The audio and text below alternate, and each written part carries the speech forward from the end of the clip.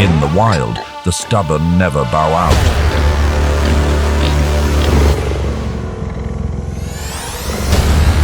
When backed into a corner, instinct is the only weapon left. Does the hunter look back? Witness the showdown between Warthog versus lion, survivors against savanna's odds.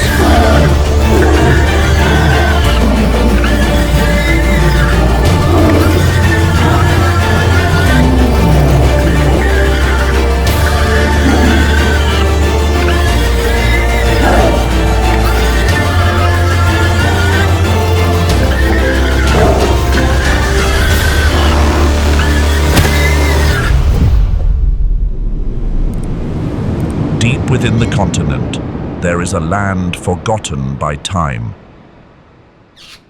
Kafue National Park, Zambia. It is larger than Kruger and just as wild as the Serengeti. This is one of the largest and oldest nature reserves in Africa. Out here, nature does not write fairy tales. Every bush hides a pair of lurking eyes.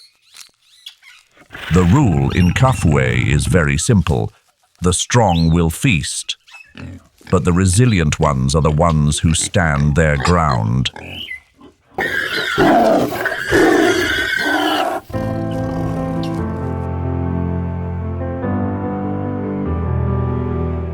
This is the warthog. He is not the most skilled survivor, but he is one of the most resilient survivors, tough as nails. He has an oversized head, beady little eyes set way up high, and a face covered in rough bumps. But do not let those looks fool you. In this arena filled with formidable hunters, beauty is useless. Grit is the real key to survival.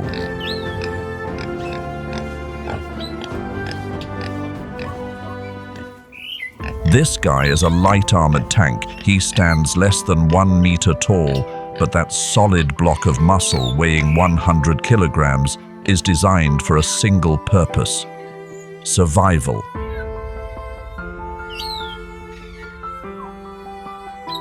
Warthogs are not lone wolves. They operate like a gang. A group like this is called a sounder. It is usually the mothers and the little ones. And the males. They prefer to fly solo, only stopping by when it is time for courtship. The only others trailing these mothers with young ones are the hunters looking for a meal.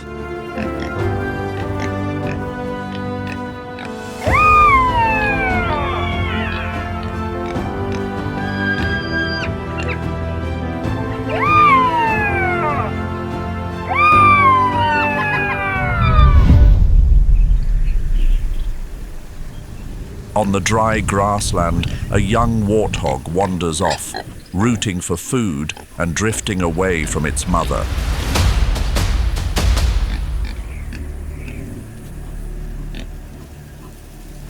From the thorn scrub, a hungry honey badger creeps in and suddenly lunges, clamping onto the piglet's ear and shoulder. The piglet squeals and thrashes as dust erupts, but the badger keeps its grip and tries to drag it.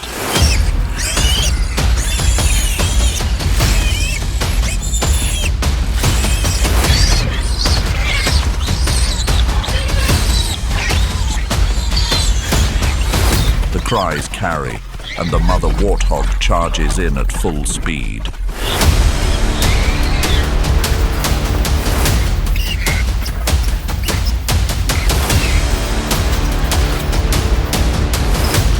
She drops her head and hammers the honey badger away from her young.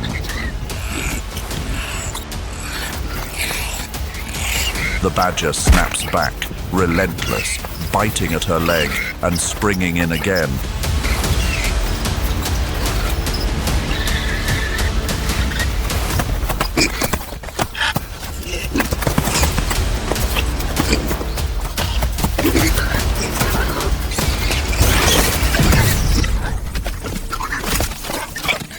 After several failed rushes, the honey badger finally backs off and disappears into the scrub. The mother and piglet stay close, watching until the threat is gone. But if those other guys do not weigh as much as you, they are not the biggest worry. Let us talk about the real head honchos of this neighborhood: lions.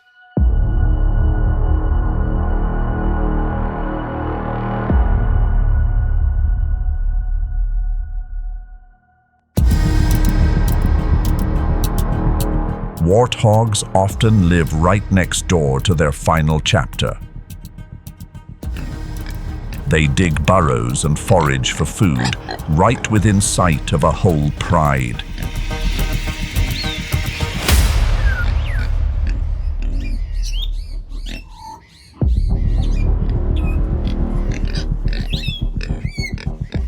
This scene is like a signed peace treaty. The lion lies there. The warthog walks here. No one touches anyone. Why? This is the economics of the predator. A pride of 10 members needs tens of thousands of calories every day.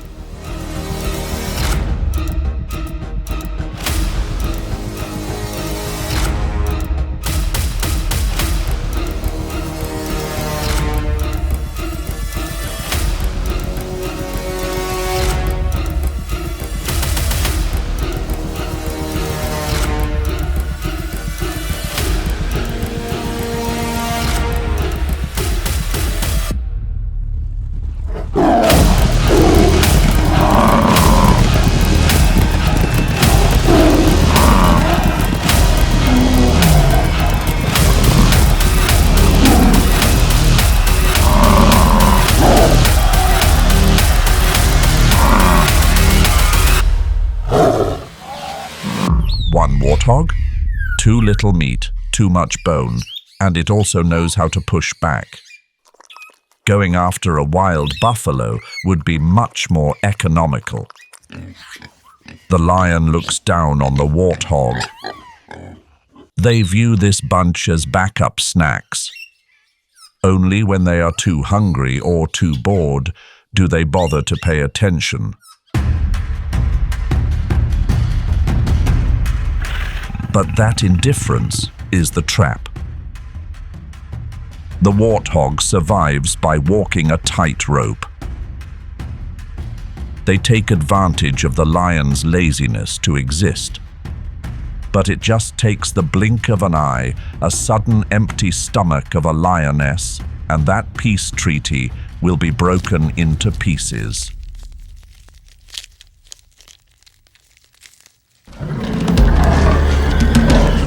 A male lion drags a warthog out of its burrow.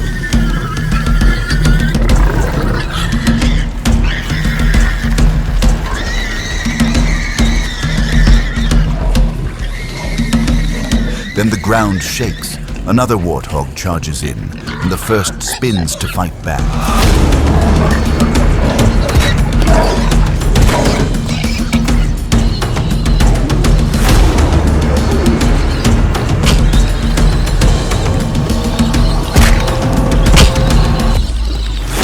Caught between two attacks, the lion is forced to retreat. He vanishes into the shade, empty-bellied, reminded prey is dangerous when it stands together. And when the sun stands high and the temperature rises, hot heads also start to lose patience. The game of hide and seek has only just begun.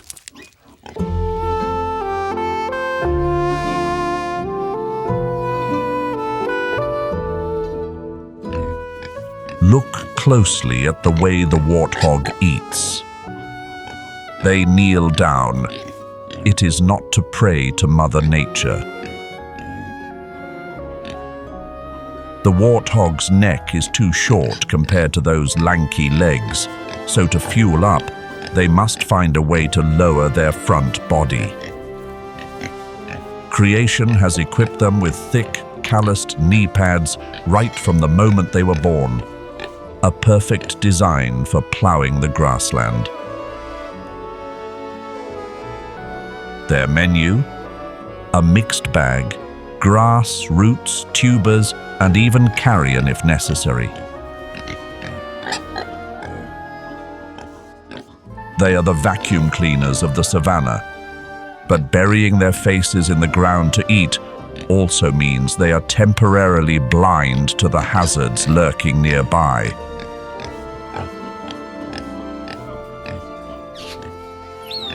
But sometimes, overconfidence is the end of the road.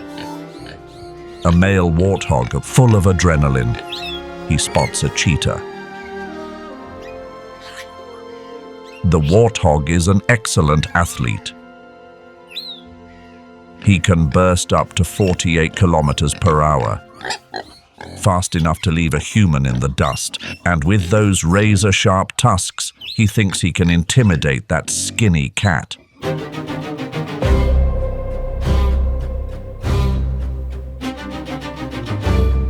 He forgets who his opponent is. The cheetah is not a house cat. It is the Ferrari of the animal kingdom.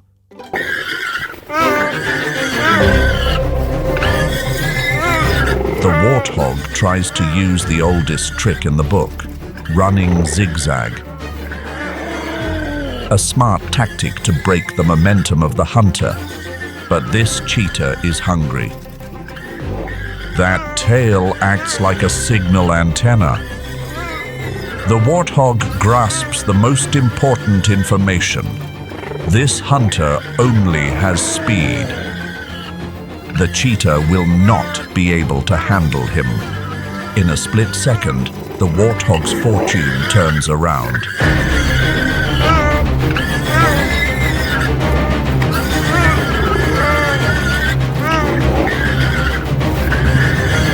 But hold your horses.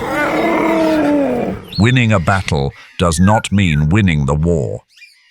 The savanna is full of bigger, fiercer guys, lions, hyenas, leopards. They are not afraid to mix it up. To survive, the warthog needs a fortress.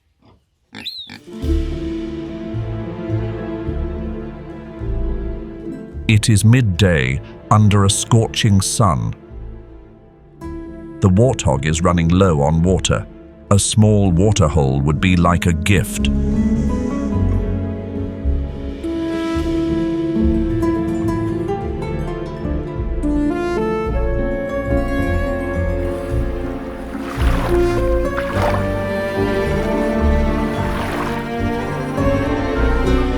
Today, the Nile crocodile will give him a pass. This massive reptile does not want to leave the cool waterhole to go on the prowl.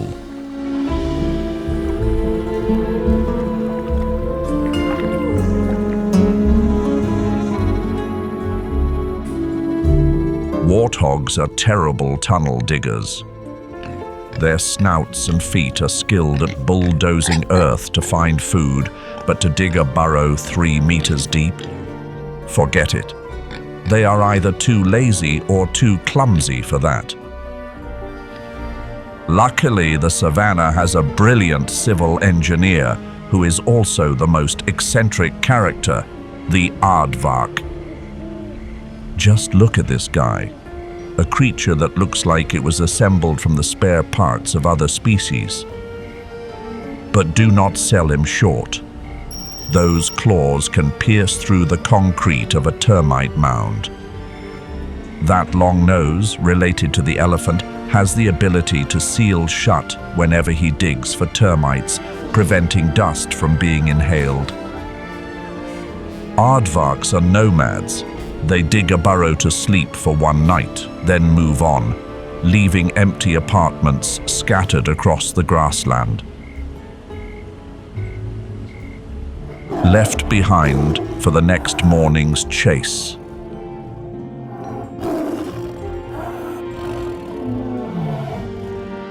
And warthogs are the most brazen squatters. No rent money, no property deeds. They just see an empty burrow and move in. But pay attention to their technique for entering the burrow. The warthog never goes in head first. They back their rear end in to keep those tusks always facing the door. Anyone who pokes their head in will immediately come face to face with a pair of daggers.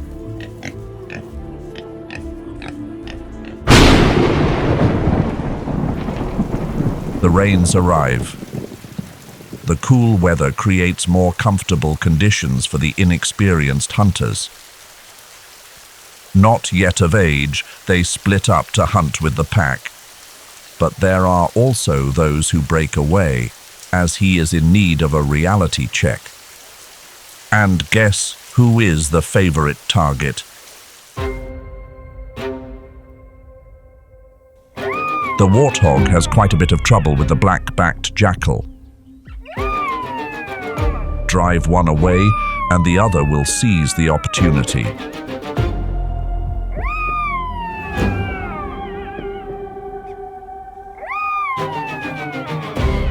An adult lion might turn his nose up at warthog meat, but for a growing lion, this is the perfect practice subject. Small enough to control, formidable enough to teach him a lesson about respect.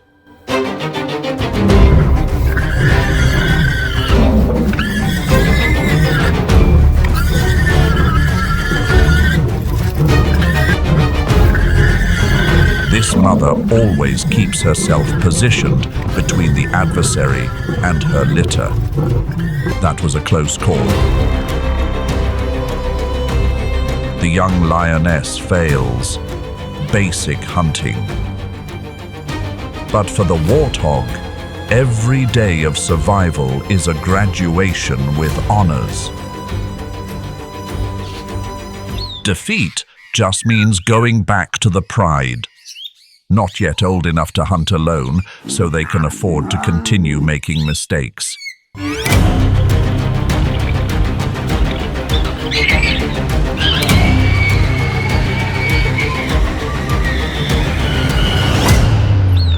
Welcome to Fight Club. 2 male warthogs. A single goal. Here, brute force is the only way to settle the score. Take a look at their hardware. Those curved upper tusks look imposing, but they are actually just for show and for parrying. The real tools of the trade are the lower tusks. Shorter, straighter, and sharp as a scalpel. A design that is discreet and strictly business. But once again, this match causes them to take their eye off the ball. The leopard has spotted them.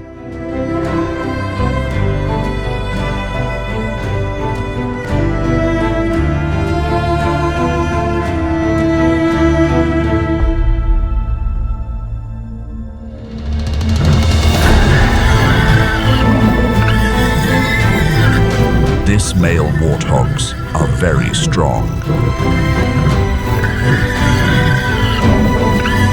The leopard's muscle is enough to subdue those twice his size.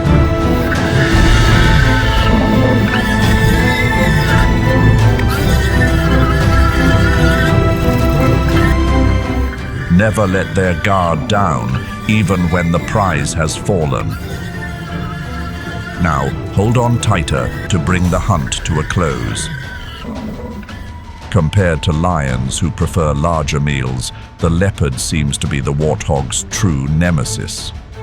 But the time will come when the manned ones will have to take notice.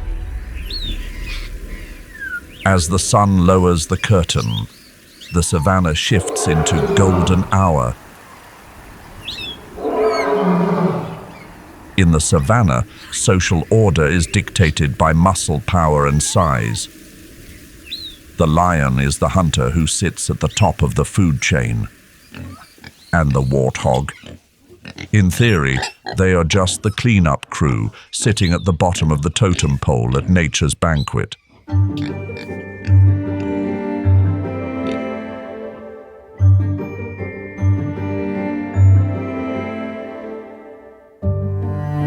But warthogs have never been ones to follow the script.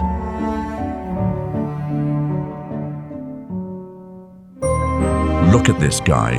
He is breaking bread at the same table as a white rhino, a member of the legendary Big Five. This 2-ton armored beast can flip a truck over. Most plant eaters would give him a wide berth.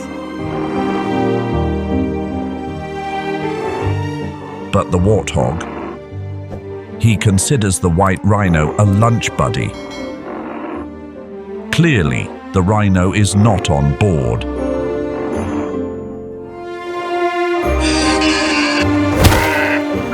The warthog's skin is as thick as a truck tire, plus that coat of coarse hair acts like thousands of shock absorber springs. He is even ready to chase a baby rhino away when competing for grub with a black rhino. This youngster has to grow up way too soon. The warthog's audacity does not come from training. It is in their blood. Even the children are little rascals. Take a look at this warthog piglet. He is standing right in front of a herd of buffalo, the animals known for having the shortest fuse in Africa. One member of the herd does not like this strange kid. Warthog's high-frequency sound is extremely grating, designed to get under the skin of the opponent. But the buffalo is not a babysitter.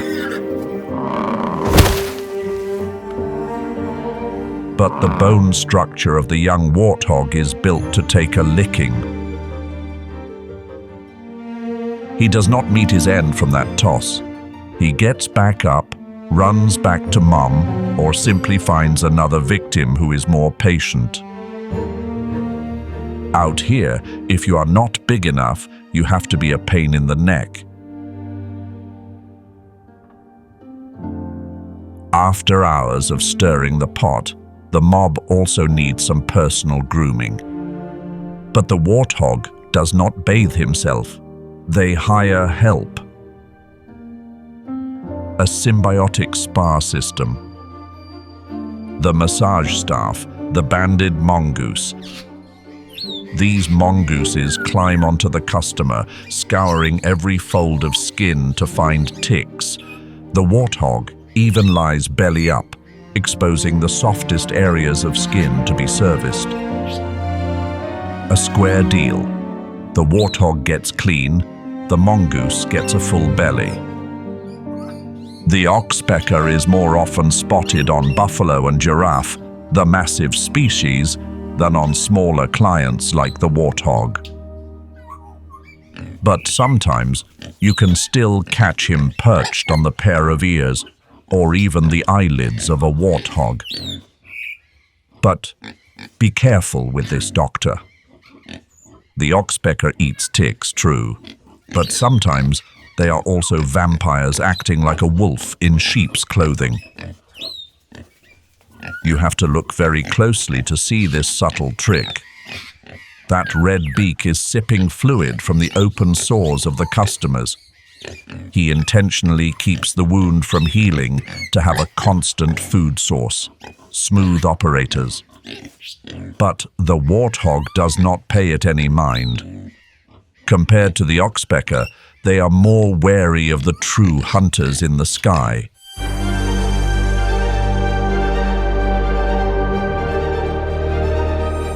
Confidence, thick skin, or a tough guy attitude. All are useless when the trouble comes from this direction, the sky.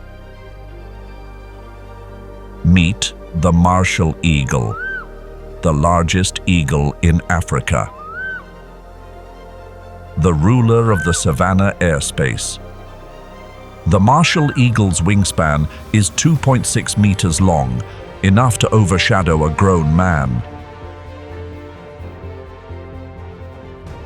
His vision is 3 times sharper than a human's.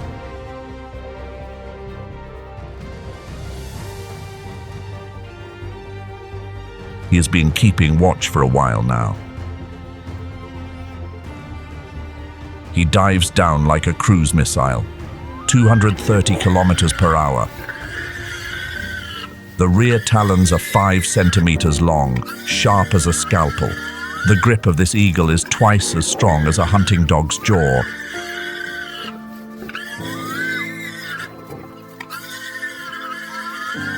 There is no pushback. Everyone is stunned after his sudden move. The warthog might be the most stubborn guy on the ground, but the sky is out of his league. The herd count goes down by 1.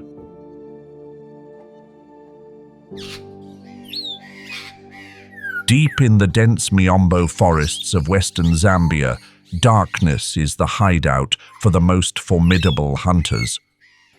But there is an omnivore that even the final chapter hesitates to visit: the honey badger.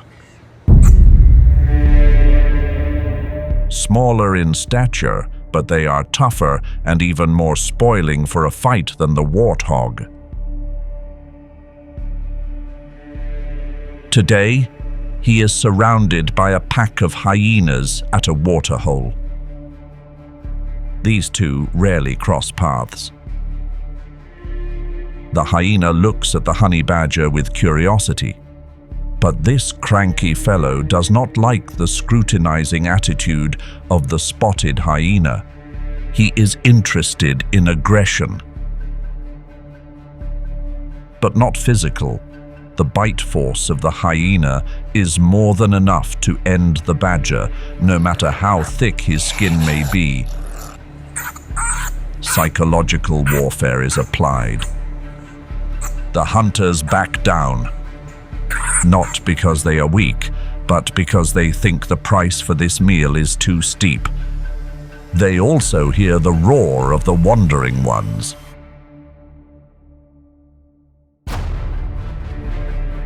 Not everyone is born with a crown. These 2 young guys are in the toughest stage of their lives, the nomads.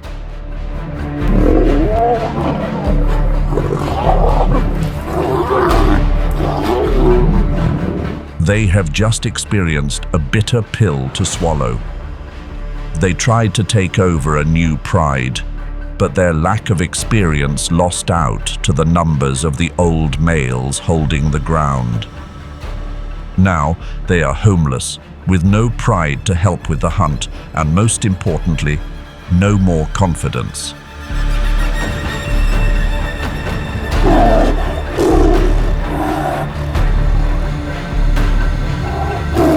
Stress. Cortisol in their blood is rising to record highs. Big game like buffalo are now biting off more than they can chew. They are forced to lower their standards to find small game.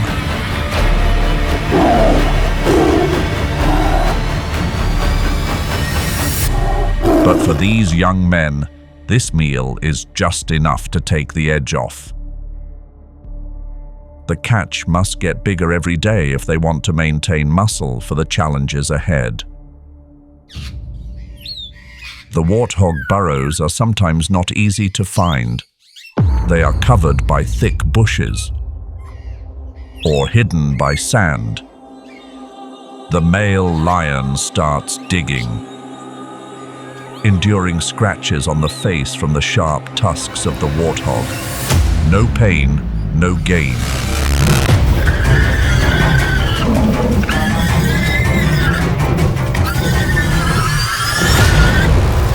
When the belly is filled, testosterone will return. confidence is restored. Today it is a warthog, but tomorrow what they find might be a territory to call their own. But this is not the conclusion of this entire journey. The savanna has no ending. The warthogs that ran away will carry on, becoming sharper, stronger, and understanding more about the ruling hunter. It will not just be the lion or the leopard. They will have to face many hunters working in packs. When that happens, the outcome is anyone's guess.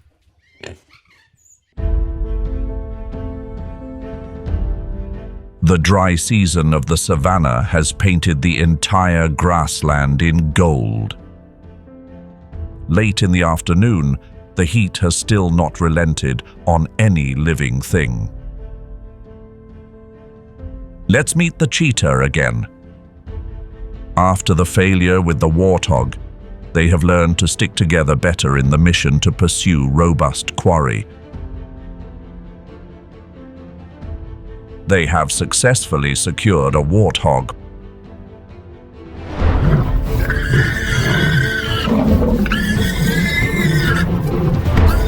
But they pause because of a shrieking sound echoing from afar.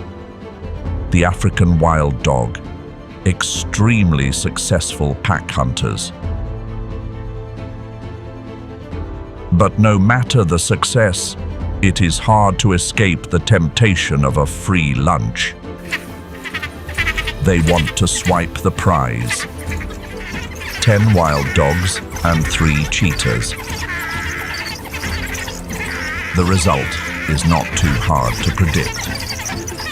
This meal sustains the wild dog pack day by day. They do not eat just for themselves, but for the little ones as well.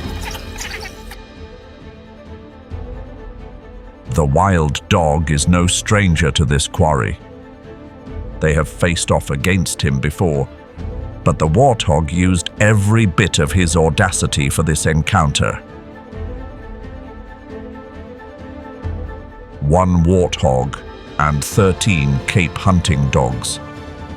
This target weighs 3 times as much as them and would be a real prize for the whole family. But unlike the antelopes, this target does not run away. The wild dog pack hesitates for a moment, then decides to move in. It is a truly bizarre moment for the hunter. Is this guy strong enough to stand his ground against them, or capable of escaping them? Or are there other allies of theirs hiding behind the grass? The wild dog pack does not know. The warthog's calmness makes them hesitate to roll the dice. That is enough for the warthog to gradually vanish behind the grass. A strange encounter, but it also shows the composure and intelligence of the warthog. The strong one does not always win, but the one who knows how to wait and judge correctly will be the one to live to fight another day. We have witnessed solitary clashes, hard-fought victories and crushing defeats in the shadows. But to understand the soul of this land, you must look beyond the thorn bushes and burrows.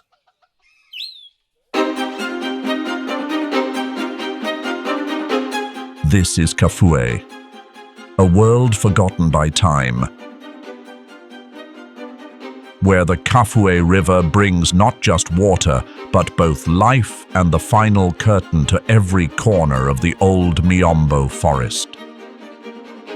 Where the flooded Busanga plains are not a tourist paradise, but a giant chessboard of creation. Here, Eden does not mean peace. It is a primeval garden, raw and unforgiving, where every creature, from the frenzied honey badger to the silent leopard ghosts, are inseparable pieces of a perfect order. There is no good or evil. There are only the hungry and the full. There are only the hunters and the hunted. All gather here under the vast sky of Zambia to perform the greatest play on earth. Welcome to the last Eden, predators of Kafue.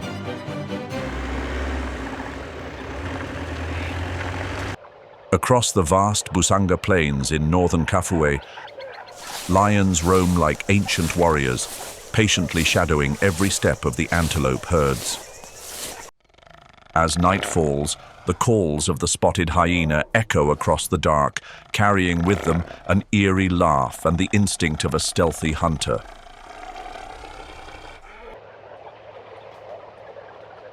Along the rivers that flow through the Kafue Flats, Africa's largest Nile crocodiles lie in wait, then launch forward like a sprung trap. On the open grasslands to the south, African wild dogs strike with the speed and coordination of an elite task force. From high above, the lappet-faced vulture makes a heavy landing, its powerful beak tearing through the hide, left untouched by those who hunted before. Each species, each landscape forms a vivid slice of the wild, a place where might and life are held in a delicate, ever-shifting balance.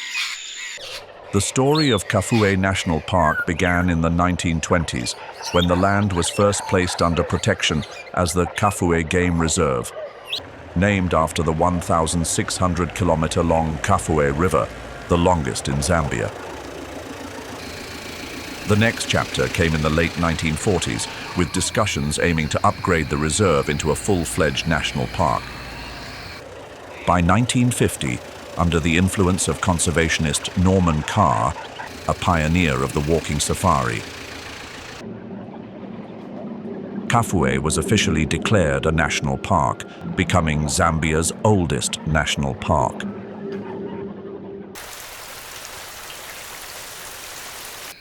Kafue National Park is a remarkable treasure trove of biodiversity. As of 2024, the park is home to around 158 species of mammals, over 515 species of birds, 70 species of reptiles, 58 species of fish, and 36 species of amphibians. The climate here is distinctly divided into two seasons.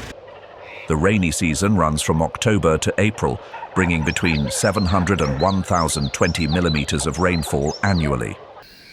The dry season lasts from May to September, when the air is cool and crisp, averaging around 21 degrees Celsius, sometimes climbing to 33 degrees Celsius during the hottest month of October.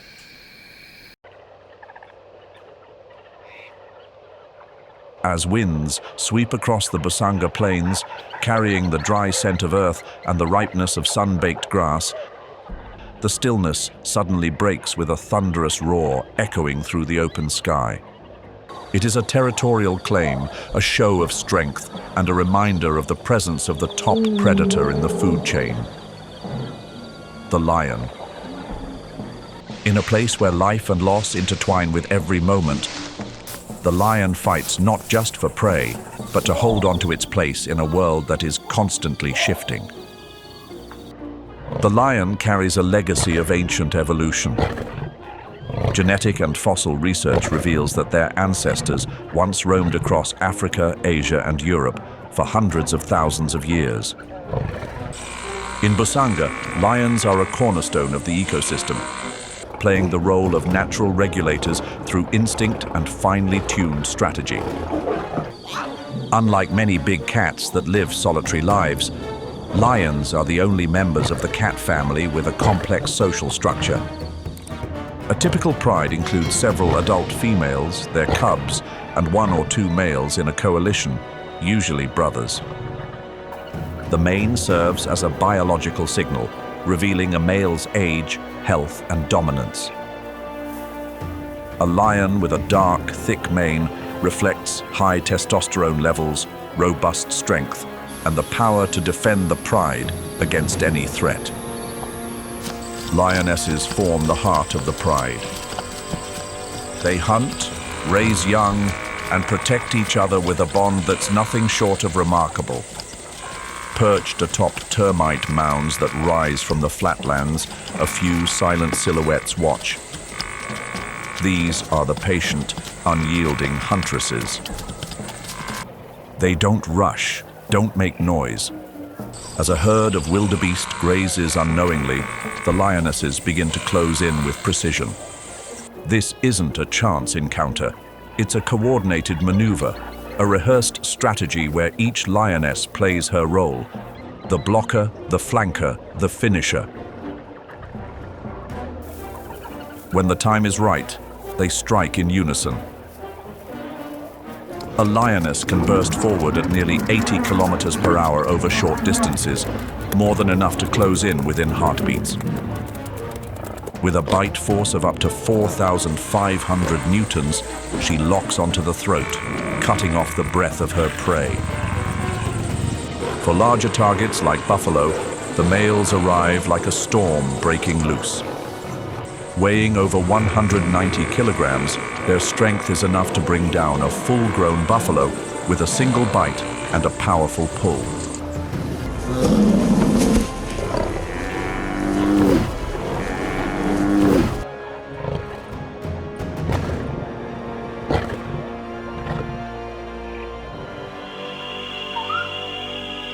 In recent years, Busanga has shown signs of hope.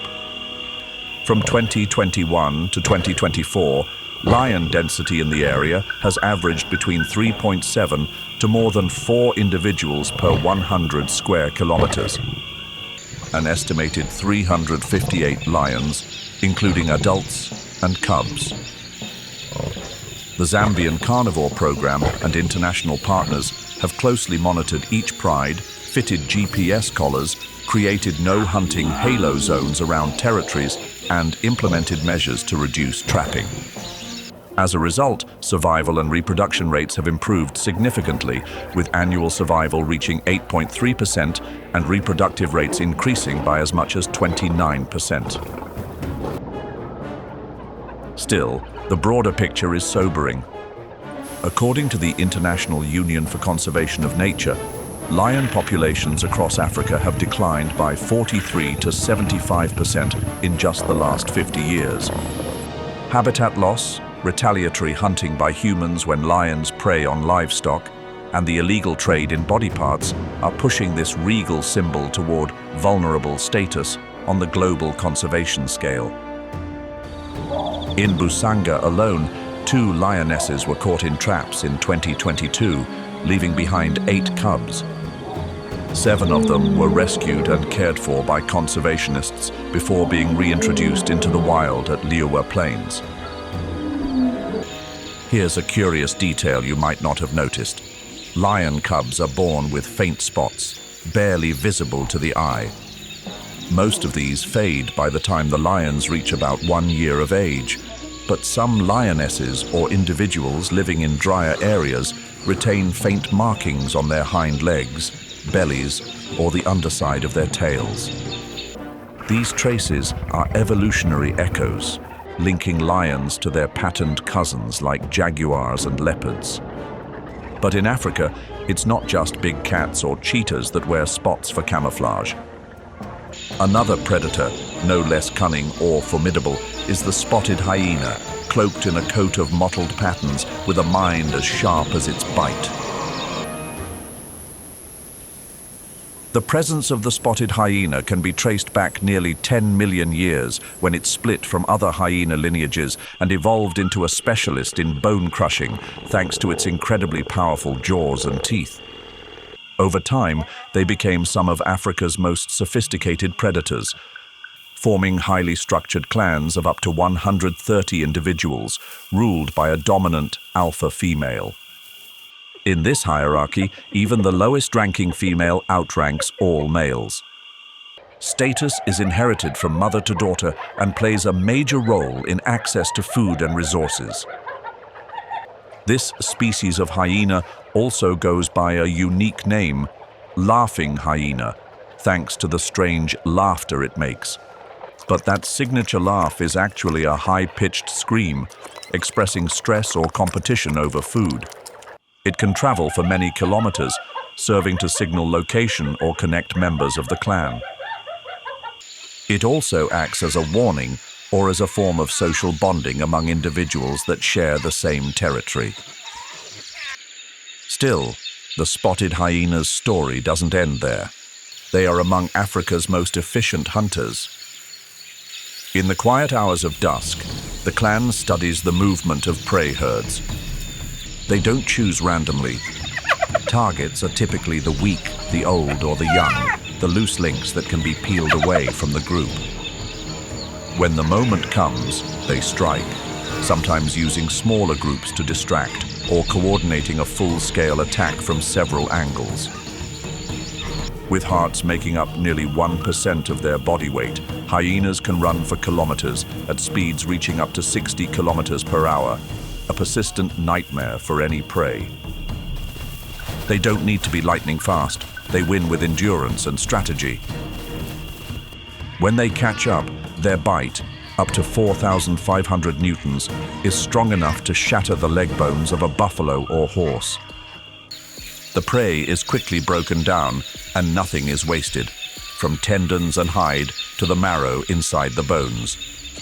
In nature's harsh reality, not a single bite goes unused.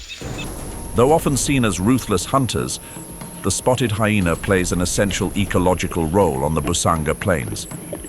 They help manage antelope populations, redistribute nutrients by scavenging carcasses and cracking bones, enriching the soil for aquatic grasses. Their hunting pressure also forces herds to stay on the move, preventing overgrazing and allowing plant life to recover. So who do you think is the ultimate hunter on the Busanga Plains? The cheetah, swift as the wind, the lion with its coordinated pride, or the hyena with the most crushing bite of them all? The plains still have more scavengers in play. Smaller than the three top predators, but among the region's craftiest hunters is the black-backed jackal. This silver-backed canine stands as living proof of remarkable adaptability. Their bodies are light and agile, standing under 50 centimeters at the shoulder and weighing no more than 13 kilograms. Sharp teeth combined with a strong bite allow them to hunt a wide range of prey: rodents, hares, birds, reptiles, and even newborn antelope. Jackals have been known to take down an adult impala and occasionally team up to bring down larger prey using clever coordination. On the Busanga Plains, jackals fully display the traits of a flexible mesopredator. Solo hunters of smaller prey, team players for larger hunts, skilled food thieves, and opportunistic feeders of insects, fruits, even organic waste. Nutritional studies show their diet breaks down as 45.5% livestock, 30.8% wild animals, 10% insects, and the rest plant material. In Busanga, the black-backed jackal plays many key ecological roles: scavenging to help recycle nutrients, spreading seeds through their droppings, and preying on antelope to help protect the grasslands from overgrazing. Now, let's talk about the two-legged hunters. They're no less formidable. Amid the vast, open landscape of the Busanga Plains, a striking silhouette parts the grass: the secretary bird. Standing up to 1.3 meters tall with a proud dancer-like stride, it moves through the wild like a natural gatekeeper of Kafue National Park. Its scientific name means archer of snakes, a nod to its deadly skill in dispatching venomous snakes with a lightning-fast killer kick, so powerful it can deliver impact forces many times its own body weight. Day by day, the secretary bird patrols by, walking steadily for dozens of kilometers, scanning the tall grass for prey. When it spots a snake, it spreads its wings into a wing shield to guard itself, then slams its legs down with razor-sharp talons, striking repeatedly until the threat is stunned or ends instantly. Its lower legs are armored with thick scales to resist snake bites. Each stomp is a precision strike delivered by a creature that combines the hooked beak and fierce gaze of an eagle with the upright stance of a crane. A bizarre and beautiful hybrid of ground-based predation. But unlike many natural icons of the past, the secretary bird now faces serious threats. The International Union for Conservation of Nature lists the species as endangered. Its ecological role on the Busanga Plains is especially vital. By hunting venomous snakes and small animals, it helps maintain ecosystem health and reduces the risk of disease spread. And with every mile walked, the secretary bird scatters seeds, becoming a quiet but powerful sower of the grasslands.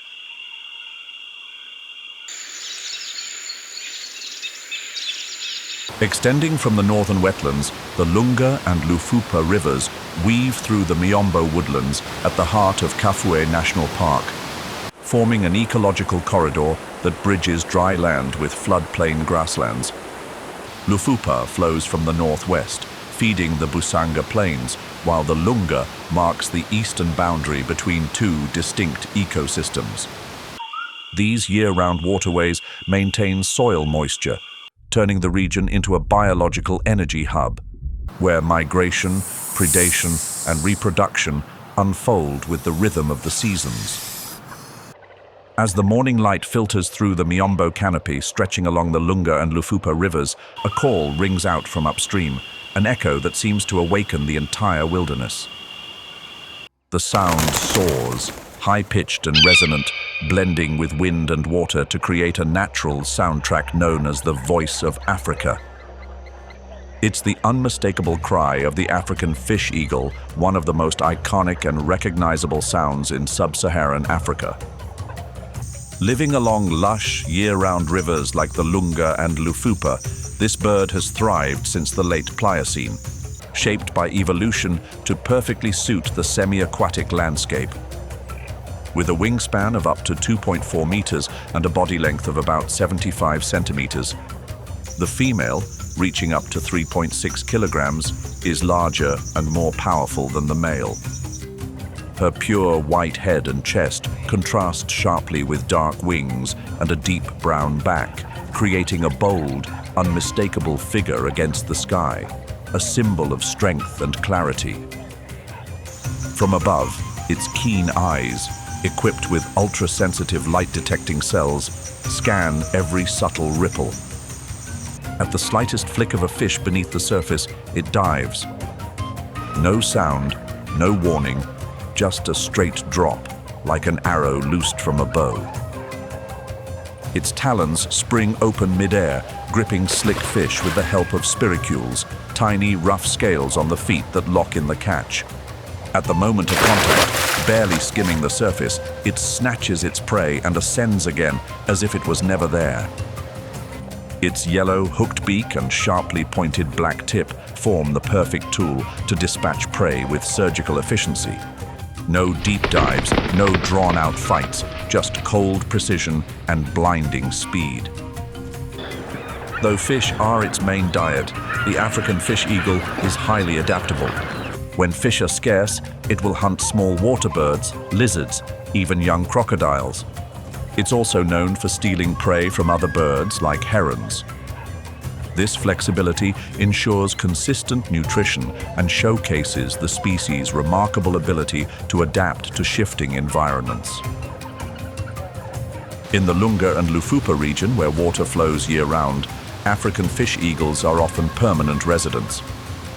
Each pair selects an ideal nesting site, usually a strong tree fork more than 10 meters above the ground. Their nests are built from dry branches, lined with leaves and moss, and reused year after year, growing larger with time. Some reach over 2 meters in diameter and more than 1.2 meters deep. Solid fortresses anchored into Miombo trunks, high above the earth. The pair bonds for life, sharing territory defense and taking turns caring for their young throughout the breeding season.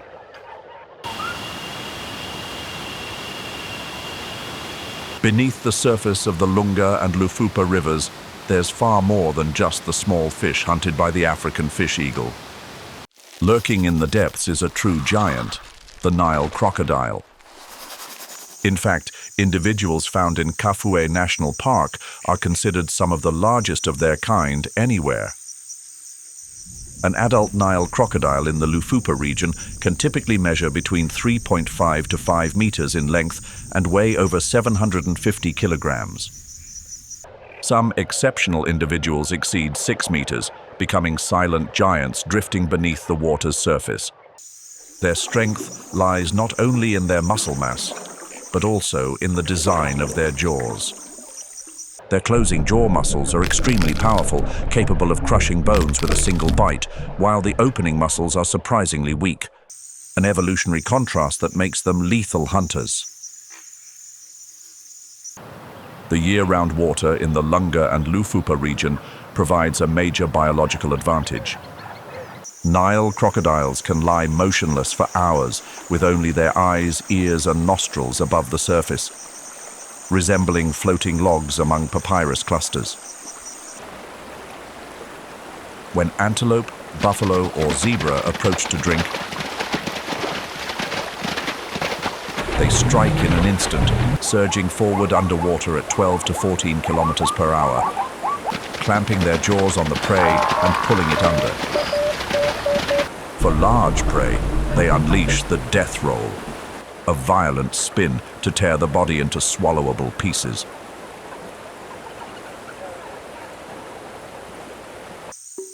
This technique is not only effective, but also a perfect adaptation to a landscape interwoven with trees and water. Beneath their solitary image lies a surprising social structure. Large crocodiles dominate prime sandbanks for sunbathing and easy access to prey. When multiple individuals hunt together, they sometimes form a semicircle to herd fish into shallow water, a behavior documented along Lufupa's slower streams during dry seasons. Within this system, social rank is clearly based on age and size.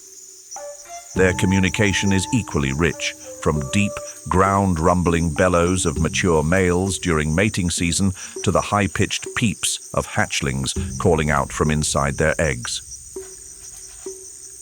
Reproduction is one of the most remarkable phases in their life cycle. Each breeding season, the female digs a sand nest a few meters from the riverbank, away from floods and predators. She guards it fiercely for 3 months, warding off threats like monitor lizards and hyenas. When the time comes, the sounds of hatchlings inside the eggs cue the mother to dig them out. In a moment of astonishing gentleness, she uses her fearsome jaws to lift each one and carry it to shallow water, their first safe haven.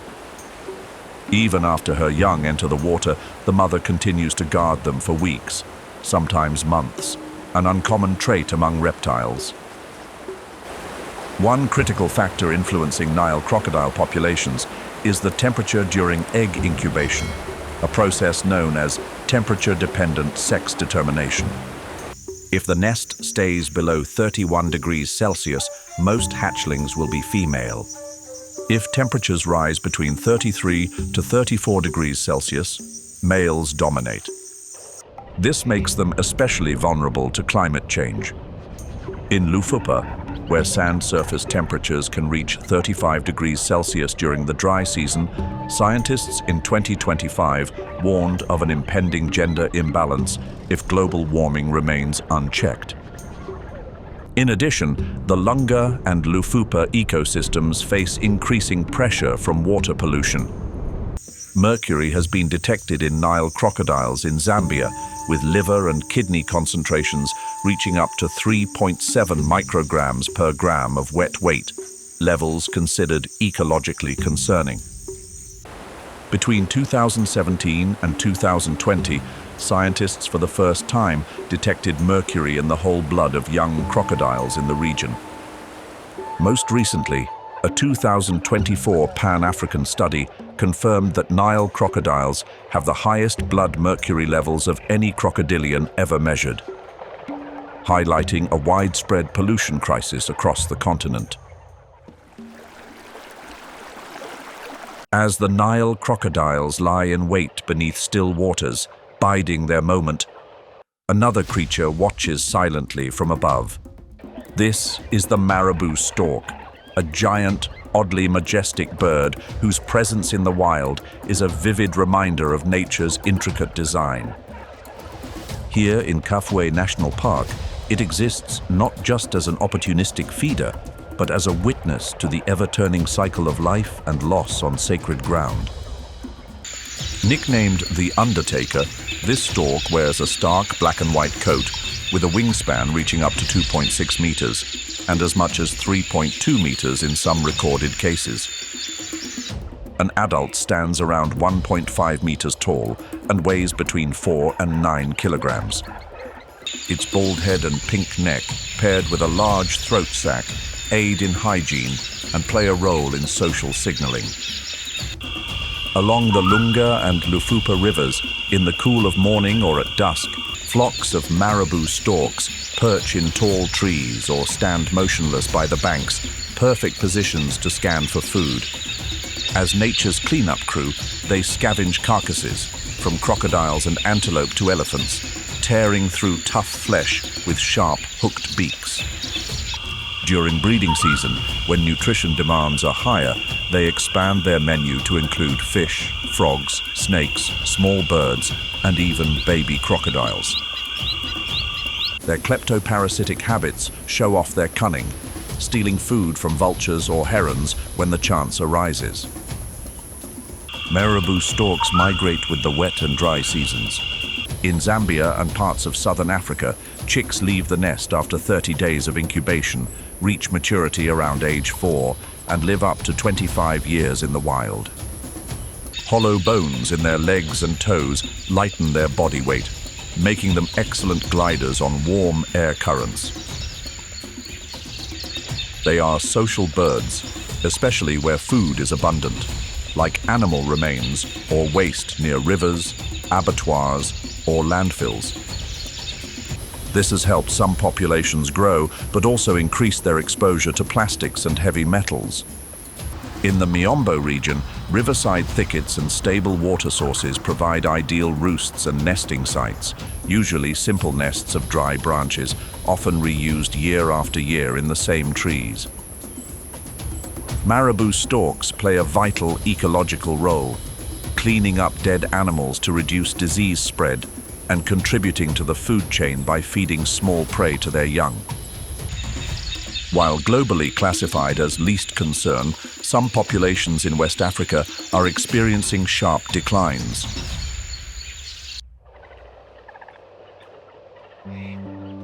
Kafue is not only home to large predators, it's also a sanctuary for the banded mongoose.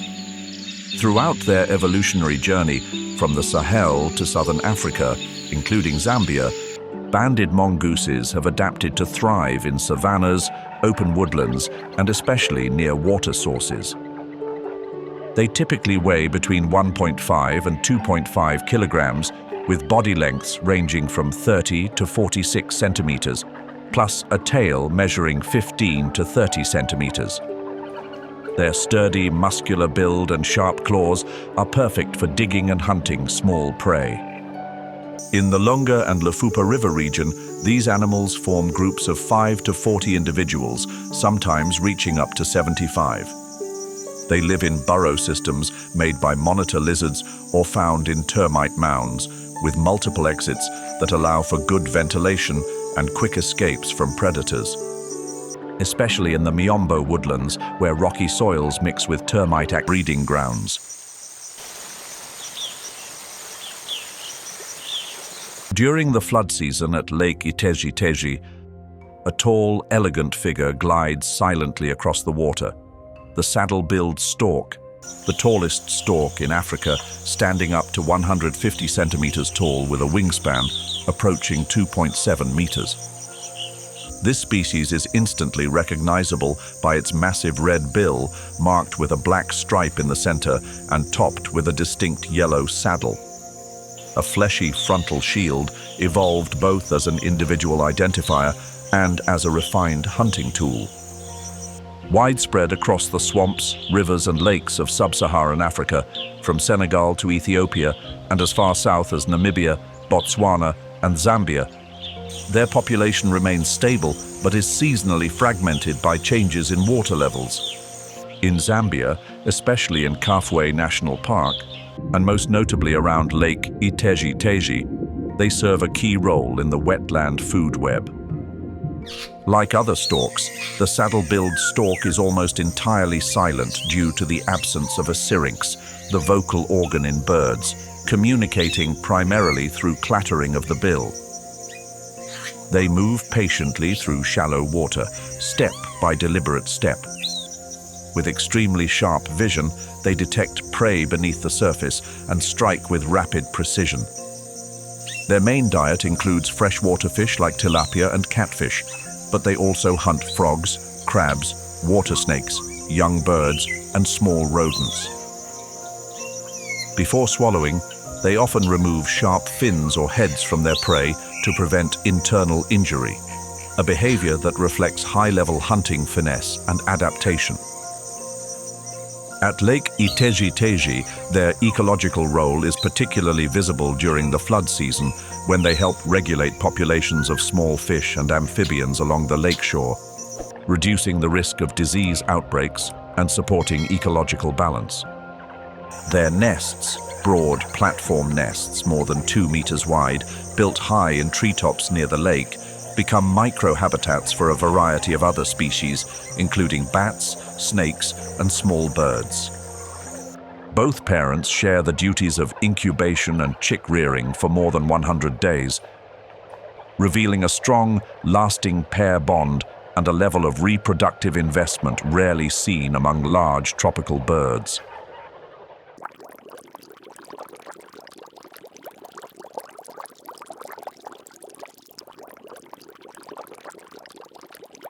Amid the still waters of Lake Iteji-Teji, a massive figure stands motionless like a living stone statue. It is the Goliath heron, the largest heron species on Earth. Standing between 120 and 152 centimeters tall with a wingspan reaching up to 230 centimeters, the Goliath heron dwarfs its relatives like the gray heron and the purple heron. Its slate-gray wings and back, deep chestnut head and neck adorned with loose, shaggy plumes, and a bold black stripe running down its chest make it an unmistakable sight in any wetland landscape. What sets it further apart is its deep, resonant kowuk call, which can carry up to 2 kilometers. Though found from the Sahara all the way to Asia, including Ethiopia, Zambia, Botswana, India, and parts of Southeast Asia, this heron typically inhabits only those areas with clear water, abundant fish, and peaceful surroundings.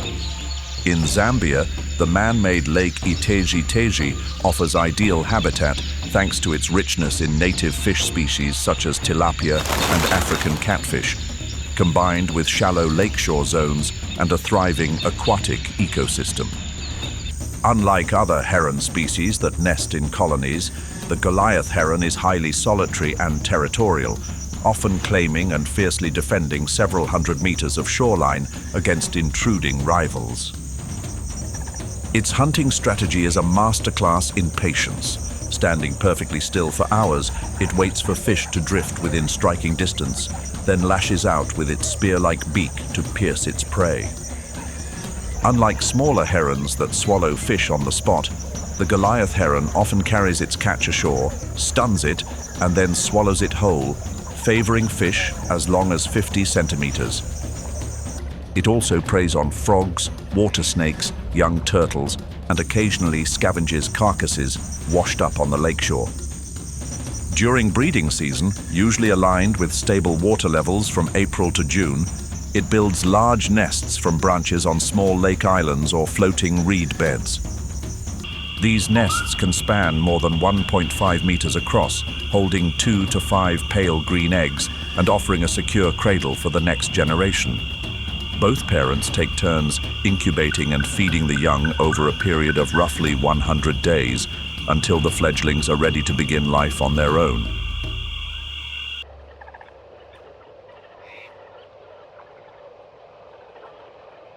The vast freshwater expanse of Kafue truly is a paradise for large water birds.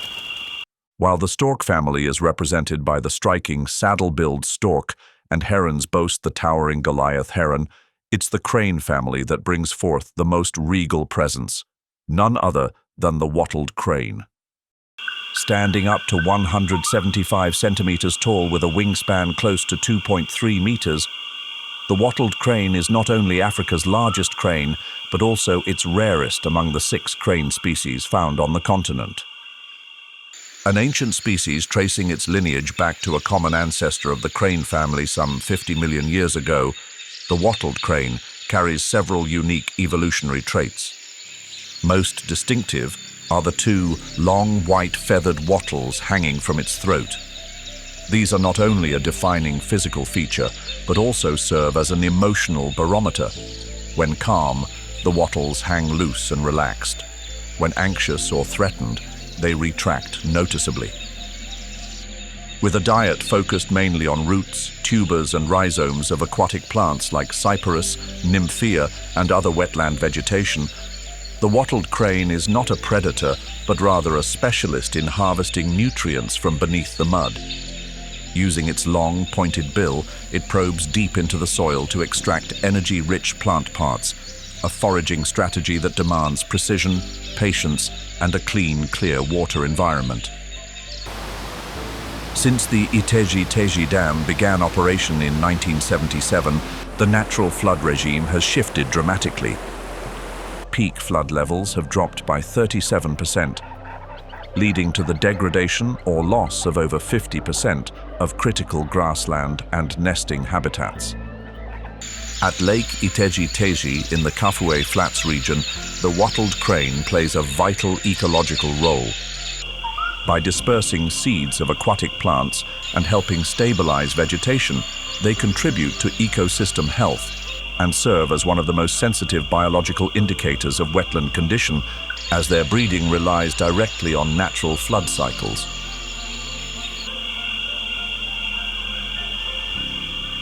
If you ever travel to Kafue National Park, which bird would you want to spot first? The secretary bird, African fish eagle, marabou stork, saddle-billed stork, Goliath heron, or the wattled crane? But don't decide just yet. There are still more extraordinary bird species waiting to be revealed. Located in the southern part of Kafue National Park, the Nangila Plains form a unique ecological zone nestled between the Dundumwezi, Nangila, and Ngoma rivers. This is a relatively elevated plateau, averaging between 1,100 and 1,200 meters above sea level, with well-drained sandy soils that provide ideal conditions for grassland savanna to flourish. According to a 2024 ecological report by African Parks, Nangila is recognized as one of the least impacted regions by mass tourism within the park. With an average safari vehicle density of less than 0.3 vehicles per square kilometer per day, it offers a biologically quiet environment that helps preserve the natural behavior of the region's wildlife.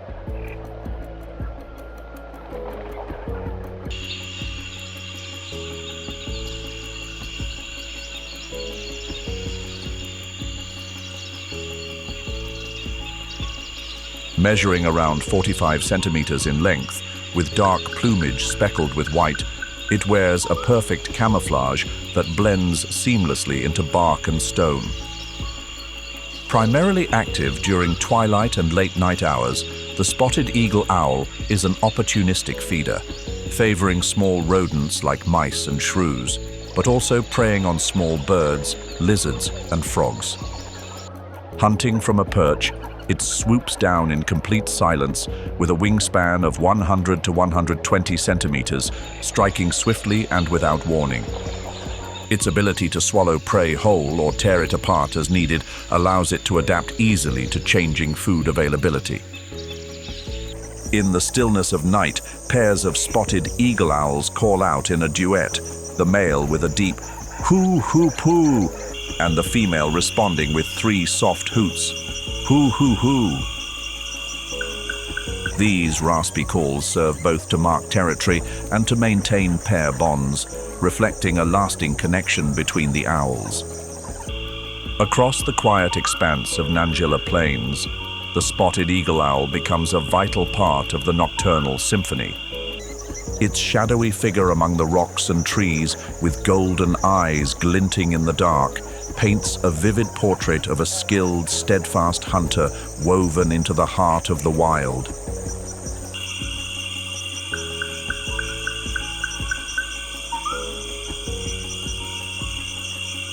Beneath the shade of ancient miombo trees, a larger and more formidable nocturnal hunter than the spotted eagle owl silently prowls. It is the leopard, a big cat embodying both stealth and raw power, a vivid symbol of survival instinct in the unforgiving wild.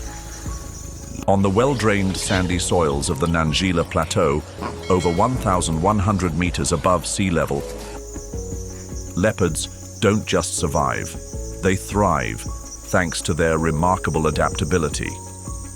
Under clear blue skies, across a mosaic of savanna and open miombo woodland, where mopane and baobab trees create deep, dappled shadows, the leopard moves with hushed precision, tracking every subtle motion in its habitat. Its coat, patterned with rosettes lacking central spots, makes it nearly invisible in the shade. Combining sharp vision with acute hearing, it can detect the faintest rustle from a lurking antelope or a flock of foraging guinea fowl. Unlike lions, which announce their presence, or cheetahs that rely on speed, the leopard chooses silence. It waits, watches, and creeps in to within just a few dozen meters before launching itself, like a steel spring snapping into action. In that brief, explosive moment, the leopard unleashes the full power of its shoulders and neck, able to bring down an antelope weighing up to 1.5 times its own body weight with a single bite. But it doesn't stop there. It drags the carcass, often weighing several dozen kilograms, up into a tree to protect it from spotted hyenas or lions, rivals that rarely pass up a chance to steal a meal. This behavior is not only a display of strength, but also a remarkable show of intelligence and strategy, a testament to elite survival in the wild. In Nangila, the relatively intact ecosystem supports a stable leopard life cycle. Recent studies in similar miombo landscapes report leopard densities ranging from 1.3 to 2.9 individuals per 100 square kilometers. Here, where prey like bushbuck, puku, and warthog remain abundant, leopards enjoy a diverse diet, a major advantage in the competitive food web.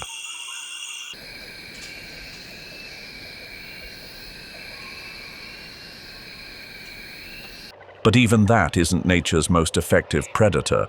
African wilderness constantly challenges its hunters, posing the toughest survival problems. And one of the best problem solvers is the African wild dog. Their packs emerge like moving paintings, each individual cloaked in vivid patterns that seem brushed on by nature itself. Also known as the painted wolf, they are icons of endurance and collective strength, rising to meet the vast, dry miombo and sweeping savannas of Kafue. Dating back to the early Pleistocene, their ancestors branched off from the Canidae lineage, evolving specialized jaws for a strictly meat-based diet and unmatched stamina for long-distance running. On the Nangila Plains, wild dog packs typically range from 6 to 20 members, sometimes more than 40. Led by a dominant alpha pair, only they reproduce. Yet every member helps raise the alpha's pups, even regurgitating food to feed them, a rare act of communal care among large carnivores. Each dog's coat is as unique as a fingerprint, with chaotic mixes of black, brown, yellow, and white. patterns that serve both as camouflage and identification from over 50 meters away. At dawn, the pack gathers in a tight circle, and with a series of distinctive sneezes, a kind of biological voting system, they decide when to hunt. Only once enough sneezes are counted does the hunt begin. Their hunting strategy is a masterful blend of stamina and teamwork. Unlike the cheetah's burst of speed, wild dogs rely on persistence, chasing impalas or duicas for 10 to 60 minutes, pushing speeds up to 60 kilometers per hour in a final sprint. Their success rate ranges from 60 to 90%, one of the highest among large carnivores. Once the prey is down, feeding follows a strict order. Pups eat first, followed by the alpha pair, then the rest of the pack. A 2024 study in Zambia revealed that packs in prey-scarce areas like Nangila must travel farther, spend more energy, and often show lower reproductive success. Across Africa, only about 6,600 mature wild dogs remain, with just 1,400 reproductively capable males. These are split into 39 fragmented populations, most found in southern and eastern Africa. In the Nangila Plains, the relatively undisturbed Miombo and low safari traffic have created favorable conditions for stable pack formation. When prey is abundant, wild dogs capitalize on it, building strong, productive packs. They don't claim vast territories, instead following seasonal prey migrations and avoiding direct conflict with lions or spotted hyenas, opportunistic rivals eager to steal a hard-earned meal.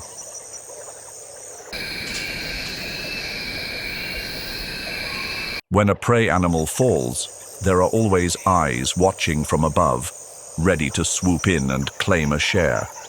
We've already met the marabou stork, but Kafue is also home to another giant scavenger. Perched high in the towering Miombo trees of the Nangila Plains, the lappet-faced vulture, with its massive 2.9-meter wingspan, has earned the title of Lord of the Carcass. Standing up to 1.5 meters tall and weighing between 7 to 9 kilograms, this vulture wields a hook-like beak, powerful enough to tear through the thick hide and sinew of large carcasses. Whenever it arrives, other vultures step aside, only it has the strength to open a carcass that others cannot. Its stomach can hold up to 1.5 kilograms of meat in a single feeding. Though primarily a scavenger, the lappet-faced vulture occasionally hunts small prey, shellfish, small birds, lizards, even striking at nestlings or frogs, showcasing a surprisingly diverse diet and a capacity for active predation. In the Nangila Plains, it plays a crucial ecological role. By tearing open the remains of large ungulates like puku, bushbuck, or even buffalo, it enables the rest of the scavenger community to feed, helping prevent the spread of disease through rapid carcass disposal. With razor-sharp vision from high above, it scans hundreds of square kilometers of savanna for signs of distress or death, then descends with dominance to open the feast. But its survival depends heavily on the presence of large prey and the protection of its habitat. Wildlife protection organizations have prioritized efforts to monitor unlawful predation, prevent poisoning, and safeguard nesting trees, all to preserve the species' role as a keystone species. Because while it is the biggest and strongest of the vultures, it is also among the most vulnerable.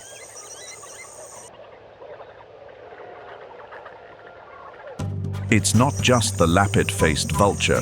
The entire biodiversity of Kafue is under growing strain. In recent years, researchers have documented clear signs of ecological decline, driven largely by increasingly sophisticated poaching operations. Crude snares made from steel cable are strung across antelope migration paths, often to supply the bushmeat market in nearby forest-edge towns. This loss doesn't just thin out herds of puku, it disrupts the entire food web, making life harder for predators like lions, leopards, and African wild dogs as prey becomes scarcer. One of the clearest indicators of poaching's impact is the steep decline in the Kafue population. Once numbering over 100,000, recent surveys estimate that only around 23,000 individuals remain. And it's not just the lechwe. Lions in Kafue are also in crisis. Pride sizes are shrinking, and some individuals are turning to smaller, less nutritious prey, leading to long-term declines in health and reproductive success. Camera trap data and smart monitoring systems reveal that the annual rate of elephant deaths linked to human activity remains alarmingly high, about 7% per year, well above what a healthy ecosystem can sustain.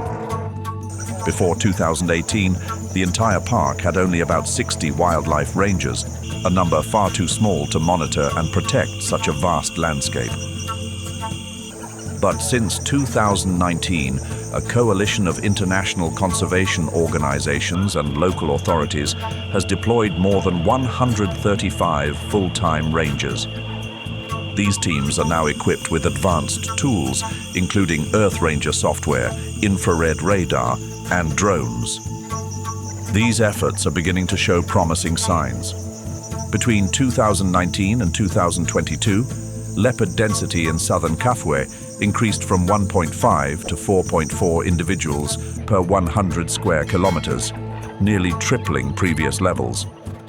It's a powerful signal that the ecosystem is responding positively to intensified protection. The establishment of intensive protection zones, now covering nearly half of the park, has created safer havens for major predators like lions, cheetahs, and hyenas.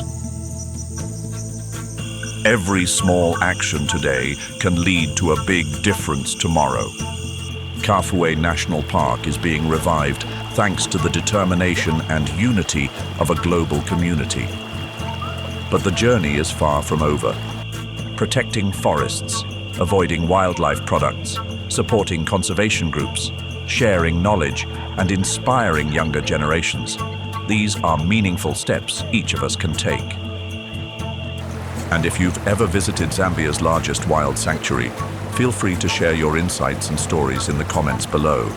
Your voice could become a source of inspiration and motivation for ongoing conservation efforts, helping to safeguard this ecosystem for future generations. Don't forget to like, subscribe, and ring the notification bell to join us on more extraordinary journeys ahead.